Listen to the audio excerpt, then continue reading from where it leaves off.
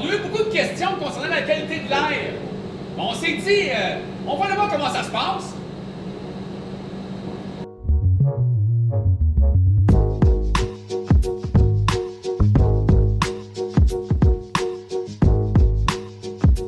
Pierre-Luc, merci beaucoup de nous accueillir dans ton terrain de jeu. Merci à vous d'être là. Bienvenue à bord. Ben, merci. Pierre-Luc, avec la pandémie, on a beaucoup entendu parler de l'importance de l'aération des locaux. Puis je pense qu'ici au Cégep, là, on a des systèmes qui sont quand même assez récents quand même.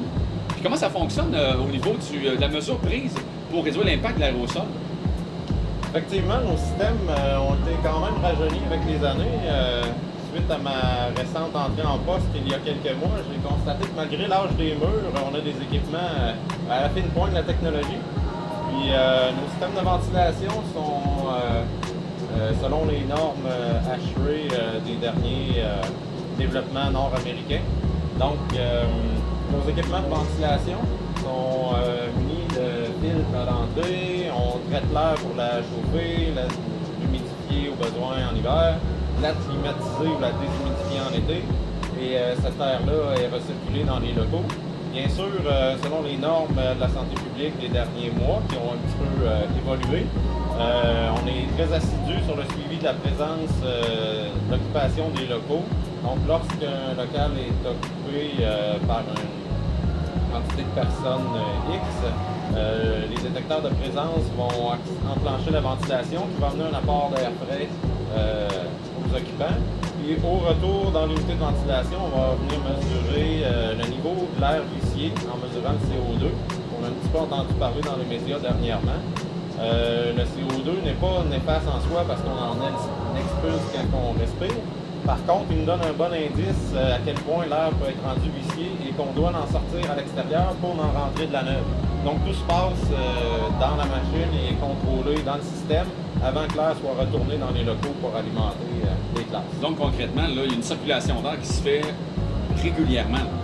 Oui, en continu, l'air circule, puis a été changé et on renouvelle l'air, un peu comme si on gardait une fenêtre complètement ouverte en permanence chez nous.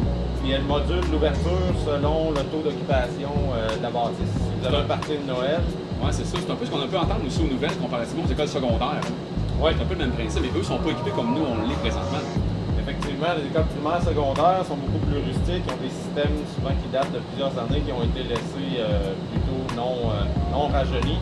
Donc eux, dans certains cas, ils recommandent même d'ouvrir des fenêtres qui vont peut-être se poursuivre dans l'hiver, étant donné que leur système ne peut pas fournir cet apport d'air frais. OK, parfait. Puis, tu vois, Pierre-Luc, on a, je peux dire que ces systèmes-là, pour monsieur, madame, tout le monde qui ne connaît pas vraiment le fonctionnement, il doit y avoir des filtres qui existent. Là. Il y a des changements de filtres. Tu sais, moi, j'en change sur mon char, mais j'en change dans mon spa, mais ici, ça doit être pareil.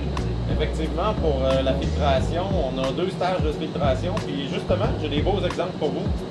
Alors, Pierre-Luc, on a dans nos mains présentement des filtres, 2 types de filtres différents. Effectivement, c'est ce qu'on utilise ici au Cégep dans nos unités de ventilation. Peux-tu m'en dire plus un peu sur ce que j'ai dans les mains? Oui, cette boîte de carton-là qui ressemble à un cadeau, on l'appelle pré-filtre. C'est notre première étape de filtration. Elle va capter tout ce qui est les grosses particules, mouches, des béris qui peuvent se promener dans l'air. Et par la suite, on va aller par une filtration beaucoup plus fine, par un filtre à poche qui peut capter des particules jusqu'à 1 à 3 microns de diamètre. Donc, ces filtres-là ont une bonne durée de vie. Ils sont très résistants. Par contre, eux qui vont ramasser des débris beaucoup plus communs vont être changés plus régulièrement et ont une construction beaucoup plus légère et recyclable. Quelle norme le Cégep doit suivre? Et qui est l'autorité qui dicte les mesures techniques? En effet, nos systèmes, à la base, sont conçus selon les normes nord-américaines de l'HRE, section 62, qui dicte toutes les normes de conception. Fait que si les systèmes ont été rajeunis les dernières années, donc ils sont tous au bout du jour sur cette norme-là. Puis en plus, la CNESST publie des articles sur les règles minimum à suivre pour l'apport d'air frais, les changements d'air, pour les travailleurs, selon le type d'occupation et le type d'activité en cours, pour un gymnase, pour une piscine, pour une classe, un petit bureau isolé. Donc la CNESST vient couvrir la qualité de l'air qu'on doit fournir aux occupants. Pierre-Luc, merci beaucoup de m'avoir reçu aujourd'hui. Avec plaisir.